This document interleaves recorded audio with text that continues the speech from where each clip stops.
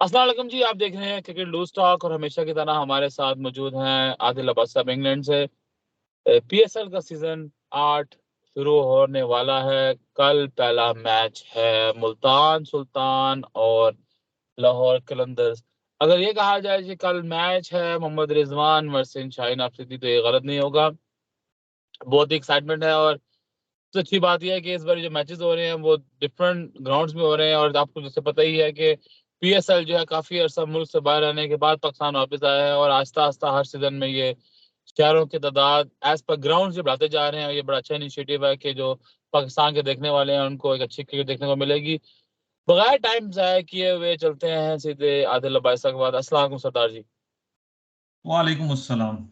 सरदार साहब, जैसा कि आप बताया कि कल पहला मैच होने वाला है और लाहौर कलंदर जो कि हमेशा से डिफेंडिंग चैंपियन भी है लेकिन हमेशा से एक फ्रेंचाइज वो रही है जिसको बहुत ही ज्यादा पसंद किया जाता है और जिसकी फैन फॉलोइंग बहुत ही ज्यादा है। तो कल के मैच के बारे में आप किसको फेवरेट देख रहे हैं और क्या समझ रहे हैं कि कौन सी टीम है आपके ख्याल से, कौन सी प्लेइंग 11 खेलेंगे, कौन अंदर होंगे और कौन बाहर होंगे?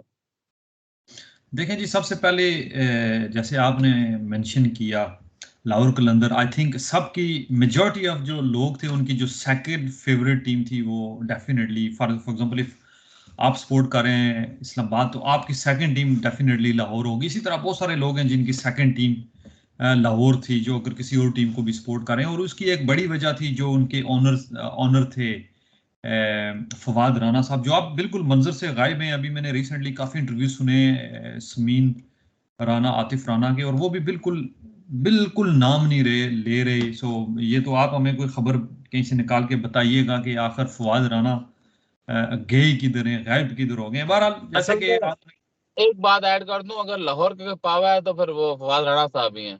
जी और 4 सीजन जो उन्होंने 5 सीजन खेले, उन्होंने बड़ी हतुल इम्कान कोशिश की, बड़ी तनकीद भी बर्दाश्त की, बड़े लोगों के आंसू भी निकले, लेकिन आखिरकार वो अपने ट्रैक पे वापस आ गई हैं। कल जो आपने मैच का लाहौर और मुल्तान का, मैं समझता हूँ कि बड़ी ही बैलेंस्ड टीमें हैं। और अगर आप मुझे वन लाइनर अगर आप कहें तो ये लाहौर की बॉलिंग का मुकाबला होगा मुल्तान की बैटिंग के साथ। चूंकि एक तरफ बैटिंग का पलड़ा मजबूत है और दूसरी तरफ बॉलिंग का पलड़ा मजबूत है। जिस तरह पाकिस्तान इंडिया में एक टाइम में होता था कि बैटिंग वर्सेस बॉलिंग होता था। चलिए इसमें एक ऐड कर दीजिए कि जैसे कि आपको पता है कि लास्ट सीजन में भी इनके पास बॉलिंग जो है शाहीन शाह अफरीदी थे, आरिस रऊफ थे और वो जो तीसरे फास्ट बॉलर हैं कश्मीर से जिनका ताल्लुक है उनका नाम इस टाइम मेरे जहन से निकल रहा है। सलमान खान। हाँ, मतलब तीन आप कह लें कि एक्सट्रीम पेस, तीनों जो है वो 140 प्लस और कहीं तो 150 को टच करते हैं। तो बाकी और राशिद खान इनके पास है। तो बाकी बिल्कुल ठीक कहा आपने कि ये एक बॉलिंग वर्सेस बैटिंग का है मुकाबला। चले आप चलते हैं सीधा टीम्स की तरफ। तो कौन से प्लेइंग 11 आप लाहौर के खिला रहे हैं कल? सबसे पहले लाहौर की अगर बात करें तो लाहौर के पास दोनों टीमों को एक एक दिचका लगा है। लाहौर को जो दिचका लगा है, मुल्तान की जब हम डिस्कस करेंगे तो आपको बताएंगे। लाहौर को जो सबसे बड़ा दिचका लगा है वो हैरी ब्रुक्स की सूरत में है, क्योंकि पिछले साल उनकी टीम को चैंपियंस बनाने में मिडिल ऑर्डर में एक बहुत बड़ा जो किरदार था वो हैरी ब्रुक्स का था। अनफॉर्चुनेटली कुछ उनकी कमिटमेंट्स थी जिसकी वजह से वो इस सीजन में नहीं आ रहे। तो लाहौर की अगर चूंकि स्क्वाड तो आपको पता है कि 18-20 के हैं, अगर वो हम डिस्कस करने बैठ जाएं तो बहुत ही लंबा काम हो जाएगा। बहरहाल मेरी जो ख्याल में जो 11 के बनेगी लाहौर की, वो सबसे पहले अब्दुल्ला शफीक, जो पिछली दफ़ा भी उनके ओपनर थे और अच्छी परफॉर्मेंस उन्होंने दी थी। फिर फ़खर जमान है, ये इनके दो ओपनर होंगे। अनडाउटेडली। जी, तीसरे नंबर पे कमरान गुलाम, अगेन एक बहुत ही ज़बरदस्त डोमेस्टिक क्रिकेट में परफॉर्म करने में लास्ट टाइम भी अच्छी परफॉर्मेंस दी थी लाहौर की तरफ से। फिर चौथे नंबर पे जो आई थिंक इस्लामाबाद से ट्रेड करके इन्होंने लिया, हुसैन तलत। चार ये पहले इनके अपने पाकिस्तानी लोकल हो गए। फिर एक बहुत ही ज़बरदस्त इंग्लैंड के कैंट के यंग विकेट कीपर हैं जॉर्डन कॉक्स, क्योंकि लाहौर के पास जो मैंने स्क्वाड देखा उसमें एक ही कीपर मुझे नजर आया, जॉर्डन कॉक्स।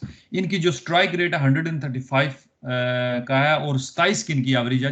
और यूजली ये पांचवें छठे नंबर पे आके बैटिंग करते हैं, अच्छे क्विक रन्स बनाते हैं। तो आई थिंक कुछ ना कुछ स्ट्राइक रेट के हवाले से ये हैरी ब्रुक की रिप्लेसमेंट इंशाल्लाह ये साबित होंगे। छठे नंबर पर अगेन जबरदस्त पिक सिकंदर रजा, इस टाइम हर लीग पिछले एक साल से लीग खेल रहे हैं। अभी इंटरनेशनल जो ICC team of the T20 और वनडे में भी ये मेंबर हैं उसके। सो छठे नंबर पर सिकंदर रजा, सातवें नंबर पर डेविड वीजे आ गए हैं। सो लाहौर की बॉलिंग के साथ साथ ऑलराउंड जो डिपार्टमेंट है वो भी बड़ा कैपेसिटी अच्छा उनके है। पास। आठवें बिल्कुल। नंबर पे आई एम नॉट श्योर कि राशिद खान आ चुके हैं कि नहीं आ चुके, तो या तो राशिद खान होंगे डेफिनेटली। अगर राशिद खान नहीं है तो फिर लियम डॉसन, अगेन एक अच्छे ऑलराउंडर वो होंगे। और नौवें और पे ये लेट नसन वही है ना जो पहले जालमी तब खेलते थे, लेफ्ट आर्म स्पिनर जी है ये, तो बैटिंग भी जालमी, कर लेते हैं। जालमी नहीं जल्मी। अ, जलमी बिल्कुल। फिर नौवें नंबर पे शाहिन अफरीदी, हारिस राउफ और जमान खान। अगर मैं आपको थोड़ा कंक्लूड कर दूं, बेहतरीन तीन फास्ट बॉलर। फिर आपके पास ऑल स्पिनर में राशिद खान या लियम डॉसन जो भी खेलें। फिर ऑल राउंडर्स में अगर आप देखें तो डेविड विजर और सिकंदर रजा। उसके ऊपर टॉप में आपके पास फखर जुमान जैसे, अब्दुल्ला शफीक जैसे मौजूद है। और अच्छा, तो मुझे एक सरदार जी आपसे एक बात मैंने पूछनी है। आपने भी नाम लिया टीम का जो प्लेइंग 11 की, जो मुझे इसमें प्रॉब्लम नजर आ रही है और आपसे मैं राय चाहना चाहूंगा। अगर आप मिडिल ऑर्डर में देखें तो आपके पास है कामरान गुलाम, हुसैन तलत, और तीसरे जो है वो जो कैंट से आप नया यंग लड़का लेके आ रहे हैं जॉर्डन वो है। Jordan Cox. ठीक है, और उनकी भी आपने बताई 135 का स्ट्राइक रेट है। तो ये जी तीनों में मुझे कोई ऐसा एक्सक्लूसिव बैट्समैन नजर नहीं आ रहा कि जो जैसे लास्ट टाइम ने ब्रुक्स को देखा था कि वो बड़ा एक तेज खेलने वाले थे, तो दरम्यान में मुझे और ऊपर भी हमारा फखर जमान है जो कि तेज खेलते हैं, अब्दुल्ला शफीक भी एक अच्छे स्ट्रोक प्लेयर बैट्समैन है। आपको नहीं लग रहा है ये कमी है इनमें कि इनके पास वो एक्सक्लूसिव वो दरम्यान में एक बैट्समैन नहीं है, इसी सारे ऐसे भी इनिंग बिल्ड करेंगे। इसी वजह से मैंने डिचका का लफ्ज इस्तेमाल किया था कि हैरी ब्रुक्स की सूरत में जो मिडिल ऑर्डर में आके पिच पे स्टे भी करते थे और अच्छे स्ट्राइक रेट से भी खेलते थे। क्योंकि जॉर्डन कॉक्स 135 का स्ट्राइक रेट है, यहाँ पे आके देखना पड़ेगा पिचेस पे शायद इनका स्ट्राइक रेट इस पर्टिकुलर सीरीज में अगर 140 प्लस होता है तो वो कमी पूरी कर देंगे हैरी ब्रुक्स। अगर 135 से कम होगा तो शायद वो कमी पूरी नहीं होगी। और आपने बिल्कुल अच्छा पॉइंट आउट किया, थोड़ा सा मिडल में जो इनका बॉलिंग इनकी अप टू द मार्क, इसमें अप कोई टू द कमी मार्क है नहीं आ बिल्कुल। रही। ऑल नहीं, अब राउंडिंग। आप सिकंदर रजा की बात भी करें, सिकंदर रजा भी कोई एक्सक्लूसिव बैट्समैन नहीं, एक अच्छे बैट्समैन है, मतलब ठीक है, इनिंग को मैं संभालते हैं। ऑलराउंडर में भी डेविड विजे और सिकंदर रजा वो कैटेगरी ठीक है। मिडिल ऑर्डर में जिस तरह आपने पॉइंट किया कि एक एक्सप्लोसिव बैट्समैन की कमी है, लेट्स सी। चले आप चलते हैं, ऐसे चलते हैं, हम टाइम जाया किए बगैर हम चलते हैं सीधा प्लेइंग 11 जो आपके ख्याल में खेलेगी मुल्तान सुल्तान की। अब इसे रिजवान तो करेंगे ओपनिंग, साथ किसको ओपन करवा रहे हैं आप? देखें, मुल्तान के अगर बात की जाए तो मैंने जब इनकी प्लेइंग 11 बनाई तो मैं सिर्फ इनिशियली खाली मुझे जो मैंने पिक किए खाली 3 ओवरसीज प्लेयर पिक किए। चूंकि इनके इवन लोकल में इतनी कैपेबिलिटी है। और इनको भी एक मैंने आपको जिक्र किया था दिचका लगा है, जो इनकी प्लाटिनियम पिक में इन्होंने पिक किया था आदिल रशीद को। अनफॉर्चुनेटली वो भी नहीं आ रहे कुछ कमिटमेंट्स की वजह से, जो चूंकि एक बहुत जबरदस्त स्पिनर थे। तो ये एक बड़ा दिचका है। तो इनकी अगर टीम का जिक्र किया जाए तो टॉप 3 में जो मुझे नजर आ रहे हैं रिजवान, शान मसूद और उस्मान खान। आया शान मसूद ओपनिंग करेंगे या उस्मान खान करेंगे, इन दोनों में से कोई एक तीसरे नंबर पे खेलेगा। और उस्मान खान की बात करता जाऊं, अभी रिसेंटली इन्होंने सेंचुरी बनाई है बांग्लादेश प्रीमियर लीग में। और और बीपीएल में बिल्कुल एक्सक्लूसिव लास्ट टाइम ये बैट्समैन है कोयटा दोनों। की तरफ से खेले थे, अगर आपको याद हो। कोयटा जो अपना पहला मैच 5 के 6 डिफीट के बाद जीता था, मुल्तान से ही जीता था। और इन्हीं की बदौलत, उस्मान खान की हाँ बदौलत जीता हाँ। था। उन्होंने कोई 40-45 बालों पे 80 रन बनाया था। आई थिंक उसी इनिंग से इंप्रेस हो गए मुल्तान सुल्तान ने इनको पिक किया है। सो ये 3 हो गए। फिर चौथे नंबर पे रायली रोसोफ आगे again south African batsman. South African batsman. और इनकी ज्यादातर परफॉर्मेंसेज रिसेंटली नंबर 3 पे हैं, तो शायद मैं इनको नंबर 3 पे भी देखूं। थोड़ा सा एडजस्ट करना मुश्किल होगा। अच्छा, 5वें नंबर पे डेविड मिलर आ गए, अगेन अनदर एक्सप्लोसिव बैट्समैन। जो लाहौर के मिडिल ऑर्डर में कमी है वो यहाँ पे आपको वो स्ट्रॉन्ग नजर आएगा। और इनको एक और जो दिखता है वो टीम डेविड की सूरत में है, क्योंकि पहले 8 मैच अवेलेबल नहीं होंगे। लेकिन इन्होंने जो पिक किया डेविड मिलर की सूरत में, वो कमी ठीक ठाक जो डेविड मिलर है पूरी हो जाएगी वो बिल्कुल। मिडिल ऑर्डर में वो पूरी कर देंगे, तो इसलिए वो इतना नहीं है। छठे नंबर पे खुशदिल शाह, अगेन बीपीएल में अभी अच्छी परफॉर्मेंस है, पीएसएल में इनकी अच्छी परफॉर्मेंसेज रही हैं। सो आप इनका अगर टॉप जो नंबर 3 से लेके नंबर 6 तक आप देखें तो ये ऐसे बैट्समैन हैं जो एक्सप्लोसिव बैटिंग भी कर सकते हैं, पिच पे स्टे भी कर सकते हैं।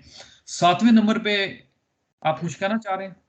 नहीं नहीं, मैं बस सोच रहा था, मैंने कहा ये जो आपने लाइनअप बताई है, मैं वैसे वो मैं अपने दिमाग में बात सोच रहा था, ये तो सारे मतलब, और इनकी बड़ी बैलेंस टीम है। शान जी। मसूद की सूरत में, सातवें रिजवान सूरत में इनिंग बिल्डर्स भी हैं उनके पास, उनके पास 3-4 बड़े लंबे लंबे छक्के मारने वाले भी है।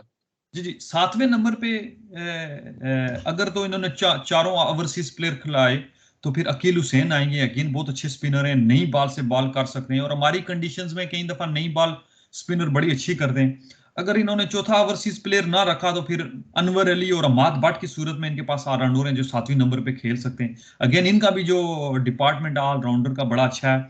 8वें नंबर पे जो मैंने रखा है वो उसामा मीर को रखा है, क्योंकि आदिल रशीद अवेलेबल नहीं है तो ये इनके फ्रंट लाइन स्पिनर होंगे। ये एक बड़ा एडवांटेज होगा। सामा मीर को रिसेंटली इन्होंने टेस्ट डेब्यू किया, बड़ी अच्छी बॉलिंग की, सो ये कॉन्फिडेंस इनका होगा। फिर हमें देखना पड़ेगा कि पीएसएल में इनकी किस तरह परफॉर्मेंस है। 9वें नंबर पे एक और ओवरसीज प्लेयर हैं जी, जॉश लिटल, आयरलैंड के, बड़ी अच्छी लीग्स भी खेल रहे हैं। आईपीएल में भी ये पिक हुए हैं, पीएसएल में ये पहली दफा खेल रहे हैं, बहुत ही अच्छे बॉलर हैं आयरलैंड के। I think the best bowler since they started playing cricket. 10वें पे शाहनवाज दानी और 11वें नंबर पे अब्बास अफरीदी, ये इमर्जिंग प्लेयर हैं, या एहसानुल्लाह। और एहसानुल्लाह ने लास्ट 2-3 मैचेस खेले थे लेकिन इंजर्ड हो गए थे, लेकिन बहुत ही अच्छी परफॉर्मेंस थी। अब्बास अफरीदी ने उनकी जगह फिर मैचेस खेले थे इमर्जिंग कैटेगरी में, वो भी बहुत अच्छे बॉलर हैं। अच्छा, तो एक और इसलिए अब्बास अफरीदी के बारे में बता दें कि जब मैं अब्बास अफरीदी के बारे में देखा था, मैंने कहा आपसे सवाल करूंगा। एक तो वो है ना अफरीदी, जो लेफ्ट आर्म स्पिनर है, जिन पे आई थिंक 2 साल का बैन भी लग गया है, नहीं, तो ये ये अब्बास फास्ट अफरीदी कौन बॉलर है? है, ये इमर्जिंग कैटेगरी में फास्ट बॉलर है। लास्ट टाइम भी इन्होंने मैचेस खेले थे। ये एहसानुल्लाह और अब्बास अफरीदी दोनों ही बड़े अच्छे हैं इमर्जिंग कैटेगरी में। और एहसानुल्लाह का रिसेंटली जो है उनके बारे में प्रिडिक्ट किया जा रहा है कि ये नेक्स्ट बिग थिंग हो सकते हैं बॉलिंग में। सो अभी हम अच्छा। देखेंगे।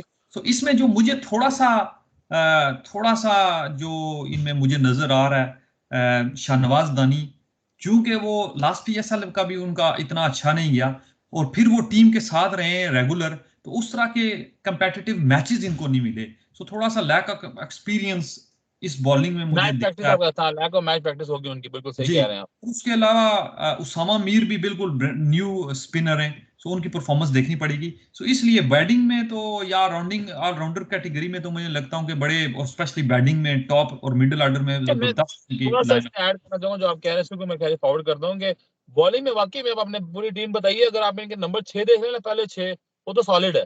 उसमें तो आप कह लें कि आई थिंक पूरे पीएसएल की शायद one of the best number 6 इनकी हो। जी 7वें में आपने कहा कि अनवर अली या वो हमाद खेलेंगे। अब दोनों प्लेयर ऐसे हैं कि जो एक प्योर ऑलराउंडर नहीं बन सके। अनवर अली बहुत ऐसा पसंद कर रहे, लेकिन बॉलिंग बैटिंग उनकी अच्छी थी लेकिन बॉलिंग में कमी थी। इस तरह माद बाट भी आते जाते रहे हैं, और डोमेस्टिक में उनके रिकॉर्ड देखें तो खास नहीं है, और और बॉलिंग में शायद आप करेंगे शायद उनका। दोनों ना खेलें, अकील हुसैन खेलें चौथे ओवरसीज की सूरत में। और मेरे याद है Akeal Hosein might be better option, क्योंकि इनको ऐसा बंदा, क्योंकि इनके पास पहले 6 इतने सॉलिड है कि उसके बाद इनको 5 स्पेशलिस्ट जो है ना 6 चाहिए बॉलर जो बॉलिंग कर सके। चले, आई थिंक काफी लंबा हो गया हमारी वीडियो, तो जाते जाते बस एक सवाल पूछूंगा, जल्दी जल्दी बताएं कल किसको सपोर्ट कर रहे हैं, किसको जितवा रहे हैं कल मैच आप? देखें जी, एक तरफ क्या कहते हैं खाई है तो दूसरी तरफ क्या लफ्ज होता है वो समुंदर है। दोनों टीम में से पिक करना बहुत ही मुश्किल मुश्किल है। है। लेकिन अगर आप मुझे कहेंगे तो जो एक टीम तो मुझे पिक करनी पड़ेगी, क्योंकि हमेशा बॉलर्स आपको टूर्नामेंट जिताते हैं, तो सिर्फ बॉलिंग ऑप्शंस की वजह से मैं लाहौर की तरफ जा रहा हूं। वरना मैं अगर आप मेरे से प्रिडिक्ट क्या पूछें तो मैं 50-50, बड़ा मुश्किल है। लेकिन क्योंकि बॉलिंग एडवांटेज, और अगर राशिद खान भी मौजूद हुए, आई एम नॉट श्योर कि वो आ चुके हैं कि नहीं आ चुके। सो इस थोड़ी सी ऑलराउंडिंग कैटेगरी में भी लाहौर बेहतर है, तो मैं लाहौर की तरफ जाऊंगा कल। चलें जी, आपने लाहौर का नाम लिया तो मैं मुल्तान का नाम लूंगा, और हम काउंट करते रहेंगे अपने पॉइंट्स आपके और मेरे, देखेंगे जब ये पीएसएल खत्म होगा तो कौन किसकी प्रेडिक्शन साबित होती है। चलें, इंशाल्लाह कल दोबारा मुलाकात होगी, दोबारा इस मैच को हम रिव्यू भी करेंगे और देखेंगे जितनी आपने पिंग इलेवन बताई है उसमें कितनी सही साबित हुई है, और अगले मैच को डिस्कस करेंगे। तब तक अपना ख्याल रखिएगा, जिंदगी रहेगी तो होगी फिर दोबारा मुलाकात। अल्लाह हाफिज। अल्लाह हाफिज।